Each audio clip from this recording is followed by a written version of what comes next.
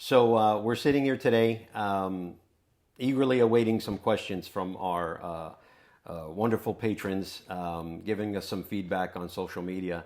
And essentially, we're talking about how we've withstood a decade in business here and been able to grow year over year. So it'll be a little bit of bragging, but a lot of information. And with bragging is humbleness, of course, because without our beautiful patrons that asked us these questions, we couldn't be where we are today. Starting from one perspective and then where we are today, and God willing, another 10 years. So we hope you enjoy the show. Did you ever live in Brooklyn? Where in Brooklyn did you live? We lived in Greenpoint, Brooklyn. I was born and raised there. He was born in Queens, got married in Brooklyn, and then here we are in Florida 11 years later. Interestingly enough, I was born in Queens, but both my parents were born in Sicily. And a lot of people don't realize that people come here sometimes as immigrants and single immigrants. My parents met here and got married. So easily, the easy road was to Brooklyn, but my dad, because of my aunt who kind of sponsored him to move here, had a base in Queens. So we grew up in Queens, and it wasn't until I met Genevieve that we moved to Brooklyn. How and where did you two meet? I'm going to let him go with this one. That's a great story. So I have a background in architecture, so I had a construction company, and the facility where we used to keep our equipment was on Elliott Avenue in Queens. And Genevieve was a bond trader, and she would commute into Manhattan via an express bus. So after 2 or 3 weeks of making some casual eye contact, she got up the courage and approached me. She didn't ask me directly for a date. She kind of weaseled her way around that a little bit. Right. And she approached me and said, "Are you guys hiring? Because my brother is looking for work." So I entertained it. I knew where she was angling because there was chemistry right away. After, again, 3 weeks of making eye contact and whatnot. So I said, "Yeah, why don't you give your brother my number and have him call me?" And she's like, "Yeah, that's a great idea, but take mine as well." And later that afternoon, she called me up claiming to be a mistake and dialed me by accident because she stored me under Cal and she meant to call Cara, so CA and CA, but blah, blah, blah. And she asked me, what I was doing. And I said, "Well, I'm doing great and I'm not doing anything tonight. Can I take you out for dinner?" And you know what her response was? "Don't you have any plans? Why don't you have any plans?" True story. I said, "I do, but I'll break them for you." And we've literally been together since that day. every single day together. since then. Mm-hmm. Yeah. 19 years. That's a great question. When did you move to the area? When we both lived in New York, our daughter at the time, Bianca, who everybody knows now, I may cry, just me. She was 2 years old, and we had this dream, my husband mostly, to open up a restaurant. His father passed of cancer and had a business and wanted to fulfill his father's dream. And when he approached me about it, us loving Florida the same, me probably more than him my whole life, we said, if we're going to do it, we should do it while she's a baby so that she learns and meets new people in one environment and we don't take her from her original environment. So we prayed a lot to the Blessed Mother and Jesus Christ. And here we are 11 years later, living here, open 10 years, and everything flowed very wonderfully. So it was definitely God's plan for us. What made you decide to open a restaurant? Is that your background? So inspiration for the restaurant was honestly to fulfill my father's dream. Most people know I was an architect. I went to school to be an architect, and my wife was a bond trader. Even though we're Italian and we're essentially running a commercial kitchen at home, we really had no experience in the business.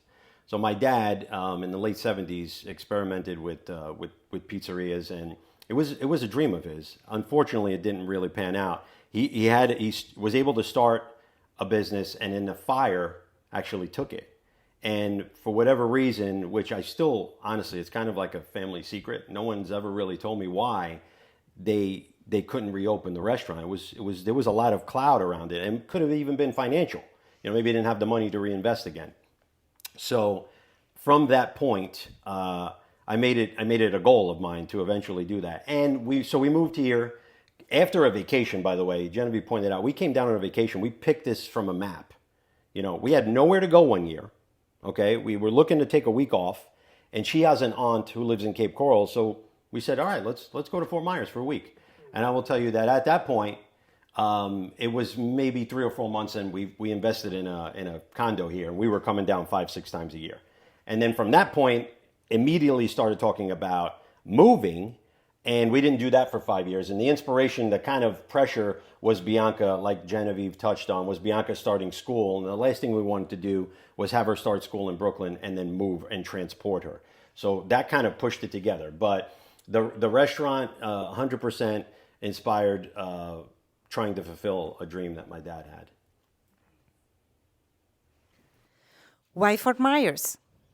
I do like, I mean, I think Fort Myers is, I also don't want to offend like other areas around us, but I feel like Fort Myers is very similar to New York City, whereas you have a different eclectic bunch, okay? There's areas around us where, you know, there's one revenue stream, most people have the same earnings, but Fort Myers is very, very eclectic. And as a matter of fact, you have Italians who I never would have imagined. Most people think that everyone is going to the east coast of Florida, like Fort Lauderdale, or going to Miami. Most of the Italians from either New York, New Jersey, and Connecticut. But there are so many. It wasn't until I opened the restaurant that I realized how many Italians are in our area, and Germans, and so many Germans. No, I had no idea it was so eclectic. It's like a melting pot. I like to say it's like a melting pot. That's why I'm in love with the area for that reason alone. It reminds me a lot of New York, except with palm trees. So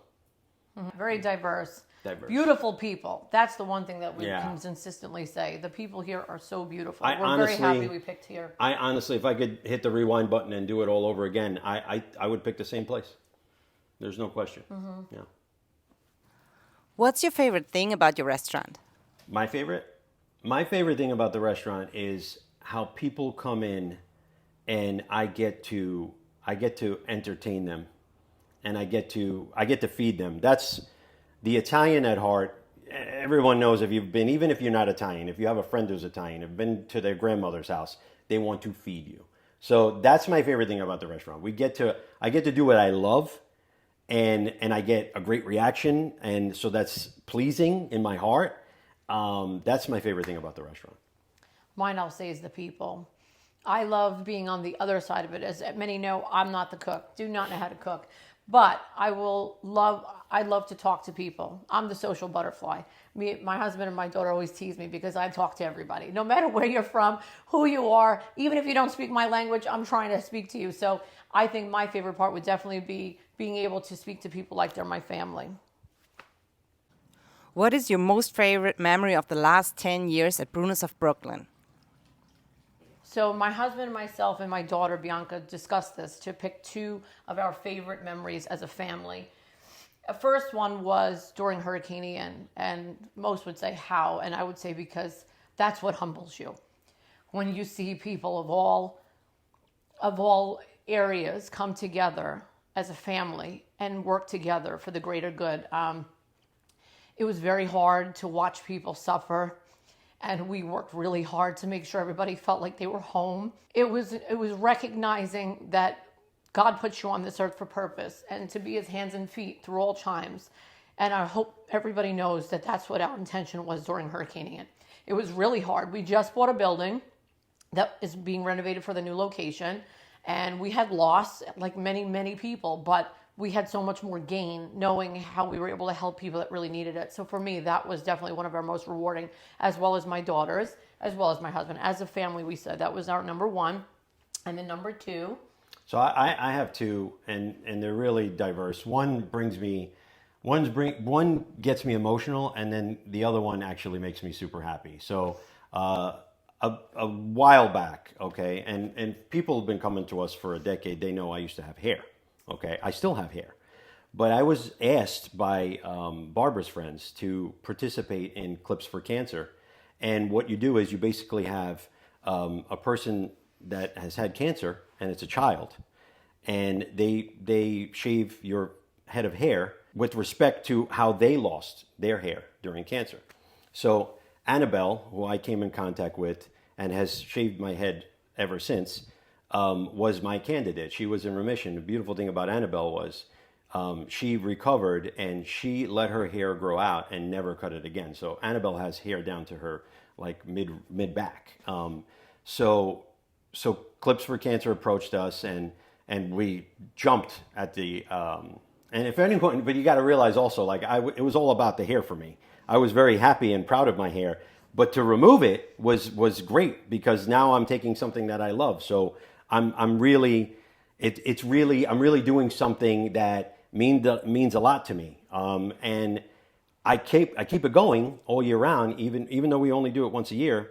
And Annabelle now has since gone away to college, but she comes back and does it for us once a year around every September. We still keep it shaved because it raises awareness, and people ask me about it all the time, and they keep this evil sickness, and we do what we can to keep it at bay. And these doctors and Barbara's Friends and Golisano Children's Hospital, they do what they can, and they're very good at it. Now that's my emotional one. The one that makes me, and not that doesn't make me happy, but this was more of like an accomplishment for me. Which we agree as a family as well. Yeah. So we had someone come into the restaurant, unbeknownst to me, and sat at the chef's table. So if anyone's been at the Brunos location on 2nd Street, we have a chef's table, and took a couple of pictures of us during the action, right? No idea this is going on.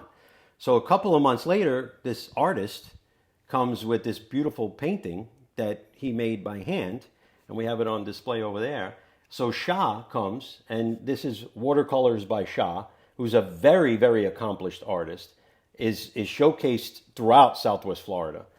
He comes and hands us this beautiful gift, and he look at the shot. I mean, this is just a typical, maybe Friday night at Bruno's, just super chaos, lots going on.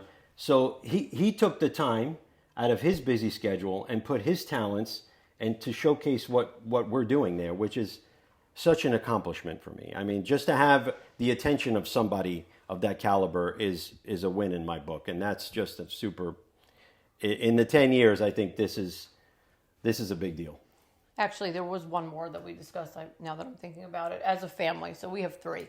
Many know that we continue to give back to the community, and as we did in the past, we continue and will do that in the future. We are recognized in the community for doing so. We try to give back for all that we've received from God.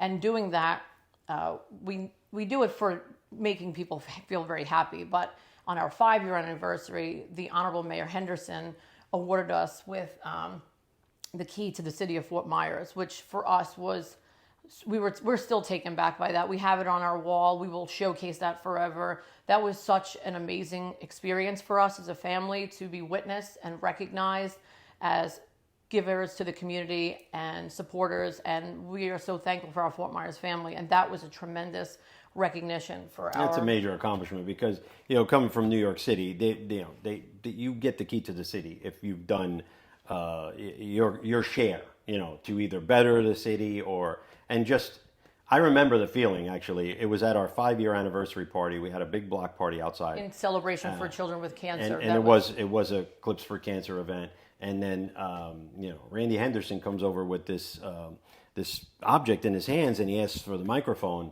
And I figured he was just going to thank everybody to be there. And then he takes this, he unveils it, and it's this beautiful key to the city. And I honestly, I didn't think it was for us. I honestly didn't think it for us. I thought he was going to hand it to somebody from, either Golisano or whatever. And there's pictures of me. I was literally blown away. I was taken back and very, very, very memorable. To this very day, memorable, one of our greatest moments as a family, being recognized in the community as such. Yeah. What was the biggest challenge you faced during the last 10 years?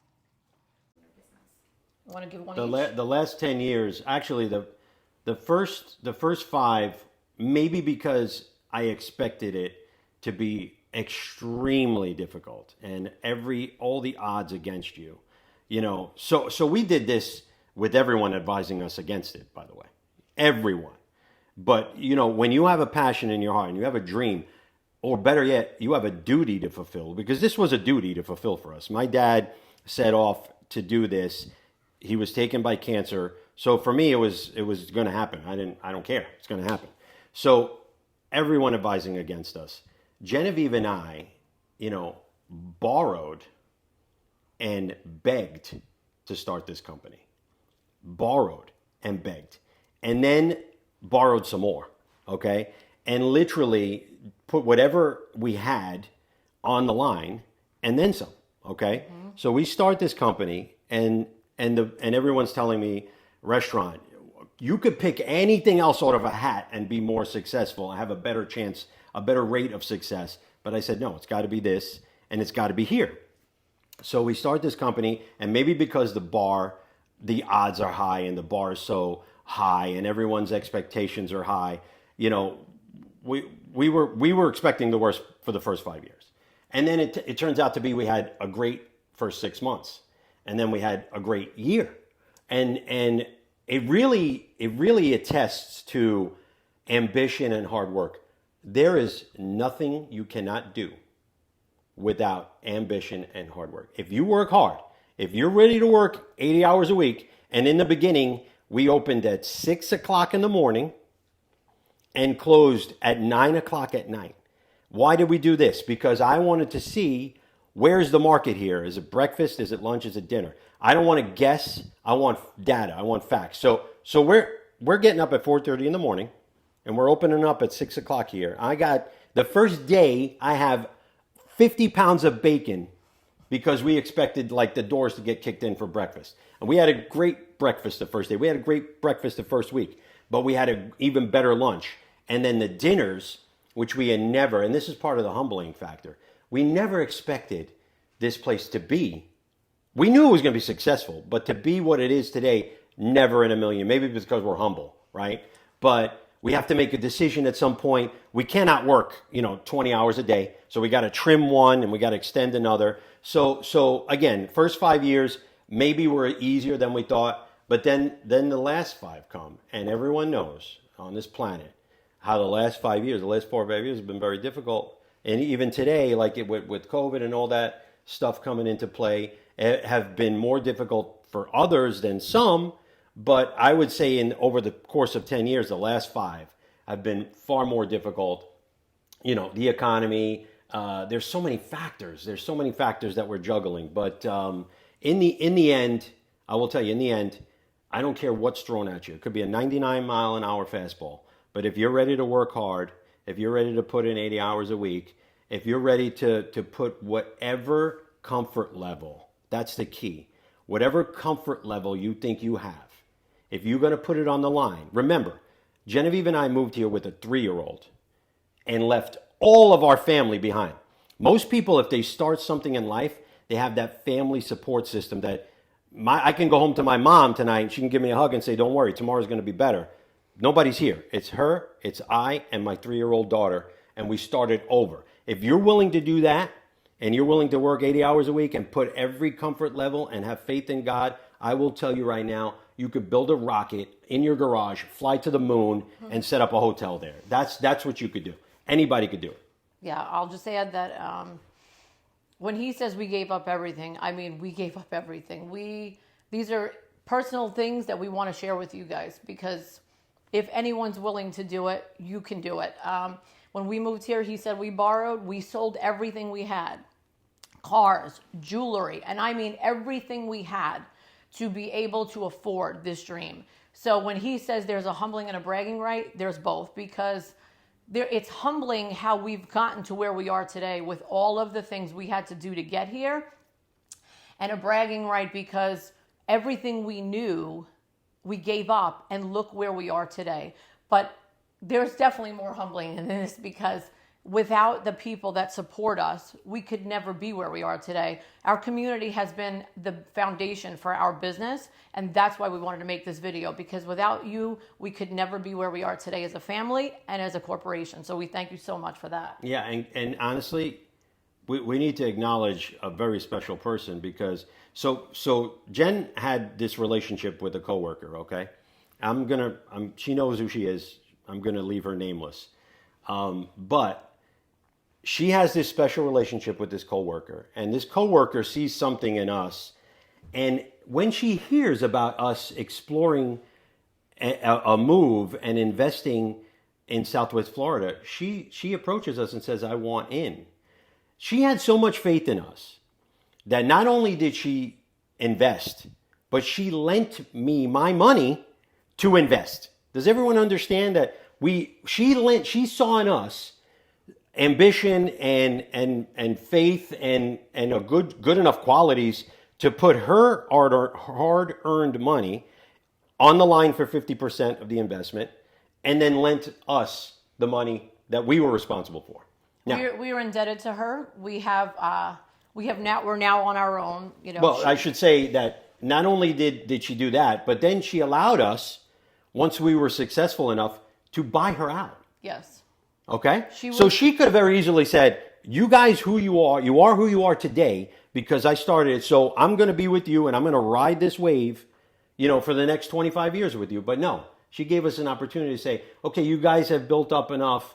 Do you want to buy my share out so now you can fulfill your dream? And every day you wake up and put sweat equity into it, and you wake up and you get your daughter to come to work, and when she's 14 years old, because Bianca works for us now at 14, and you build relationships and you fly to Italy and to visit a winery so you can procure that label and sell it in your new restaurant and have all that done within 6 or 7 days. She gave us the opportunity to reap those benefits. So it just means it means a lot. Yeah, God sent her to us. There's no question, because this dream started with her, continued with our patrons, and God willing, 100 years we'll all be celebrating together. But doesn't know me. No. Friends with Genevieve, doesn't know me, sees something and offers to do that. And again, offers to be an investor, but then she invests in me, in lending me capital personally. It's just an incredible story. We like to share all of these personal matters because you are our family. It gives you a vision of how we started, which is literally with nothing. And I stress that because people that have the dream of opening or doing a business or whatever it is that they have in their vision, you have to be willing to risk everything and give up your comfort zone. When you hear entrepreneurs say that, it's 100% accurate. I guarantee you, if you line up 1,000 successful entrepreneurs, line them up, 1,000, and ask them one by one, have you ever been broke? Hell yeah. Have you ever been broke? Of course. I'm broke right now. Have you ever been broke? Yes. You ask every single one of them. And honestly, if you haven't, then I don't know if you really deserve what you have. I think it's full circle. Everyone should come, and the wine tastes better.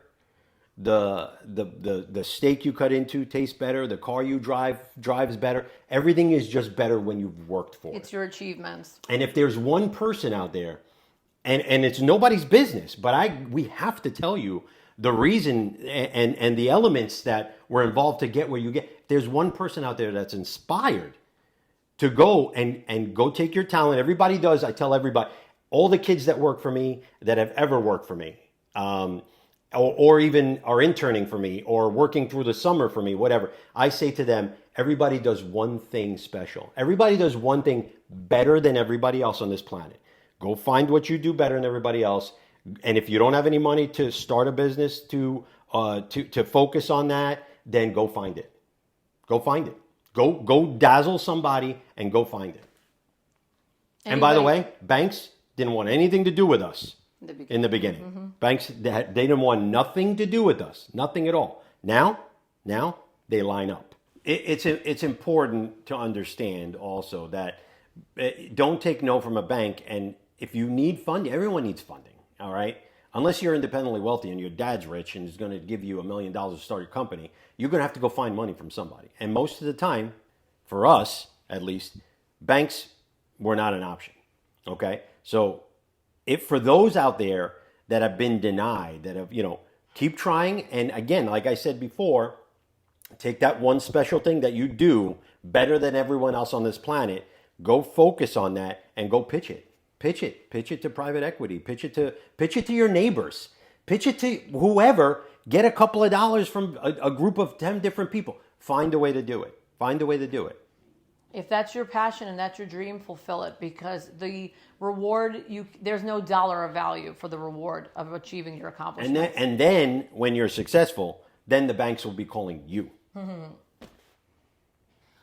What inspires you, and how do you get inspiration? So, lucky for me, I have a daughter that from the day she was born, it's naturally inspiring. Okay? I think Genevieve and I wake up every day to make sure that Bianca will have every opportunity in her life to do whatever she wants to make her happy. Okay? So, and a lot of people don't have that. So what I say is, something that you love should inspire you. We're lucky. Again, we have Bianca. I look in her eyes, and I literally want to do whatever it takes. Whatever it takes. I think family is inspiring. Every generation wants to do better than the one before it, And I think every dad wants his children to do better than him. So if you don't have a daughter to inspire you, then look backwards and look to your dad, look to your mom. Look, my parents, again, kind of did exactly what we did, and our scenario pales in comparison because they left a country. We left a state. We left New York to come to Florida. We're still in the United States. We immigrated from New York to Florida. They immigrated from Europe to America. Different caliber. So look to that for inspiration. And not all parents, are immigrants, but I think you understand where I'm getting at. You don't have to look to your grandparents. If your mom and dad were born here, I guarantee you at some point in your family tree, somebody moved from somewhere to come here. So look to that generation and say, look at the sacrifices they made for us. Let me get up today at 4:30. Let me go put in 18 hours.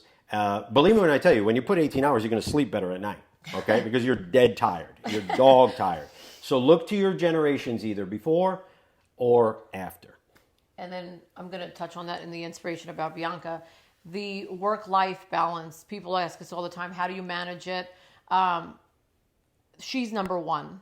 Our business can come and go at any point in this life, but she is our number one. Everyone has that number one. And always make sure you find time for that number one, because without that number one, you're not capable of doing number two, number three, and so forth. So our work-life balance is making sure that she's always tended to, and that we have our family time, we go to church, we spend our meals together, and make sure that she is guided in the way we were guided. And then we want her to see what her future can be by working hard like we have. And honestly, just like part of the issue for me,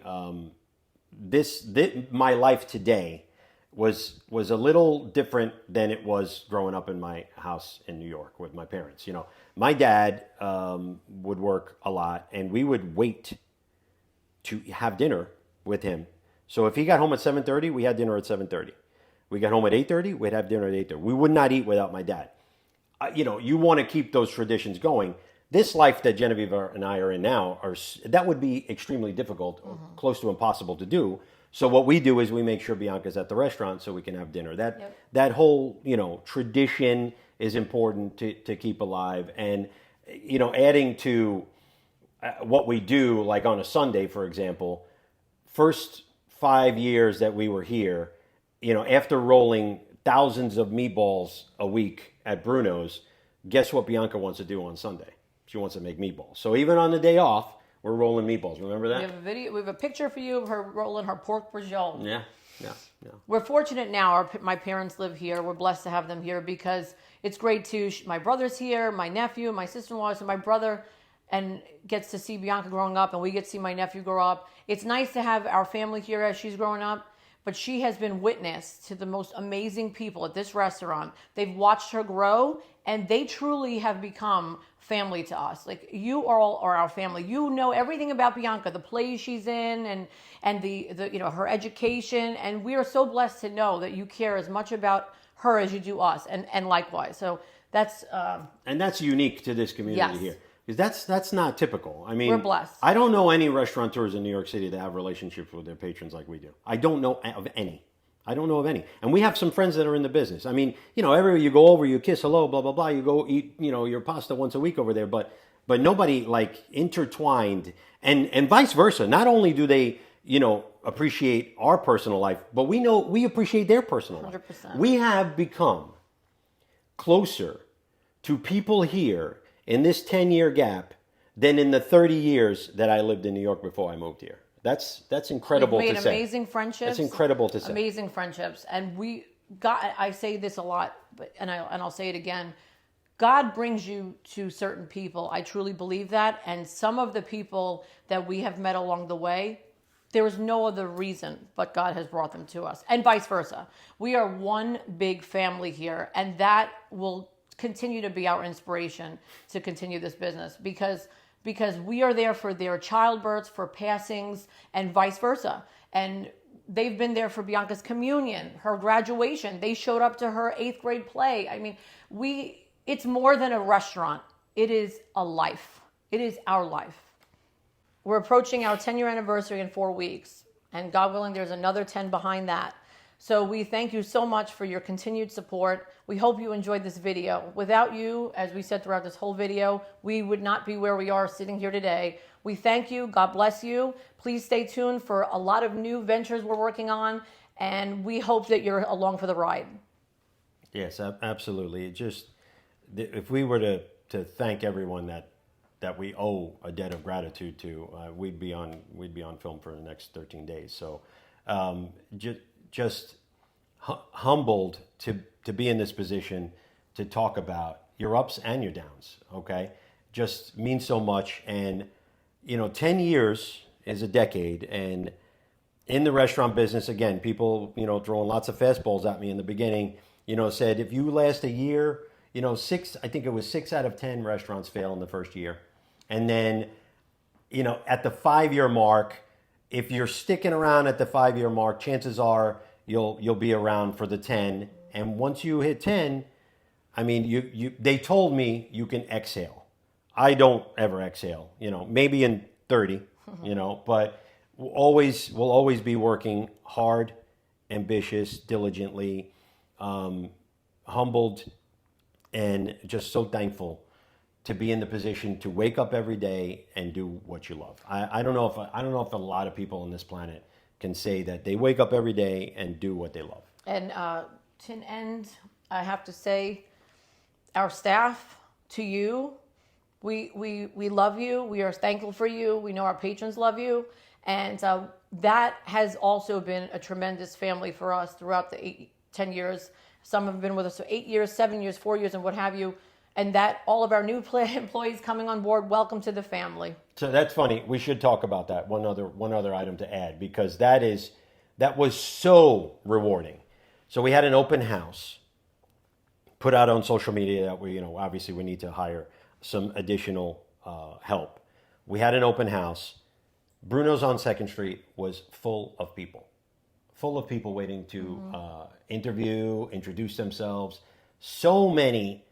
I mean, 38 of the 42 that came are 100% hireable. I mean, and the other 4 only because they were kind of like repetitive positions. So lucky to the ones that were there early. But just incredible. And the one common denominator that everyone would say was, because I would say, hey, we're interviewing today, but this job isn't going to come to fruition until, like September.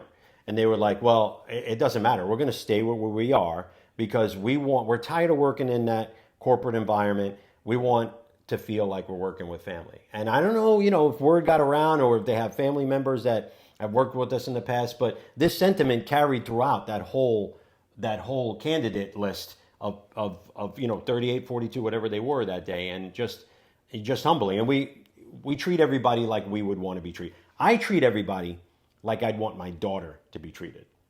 So I think that comes across, and we're humbled. We're absolutely indebted, because if you don't have good people, then you're not going to get it. They're your support through everything, good and bad times in business, COVID, hurricanes. Without each other, we are nothing. And that's why I say we end this in saying, without you, we are nothing.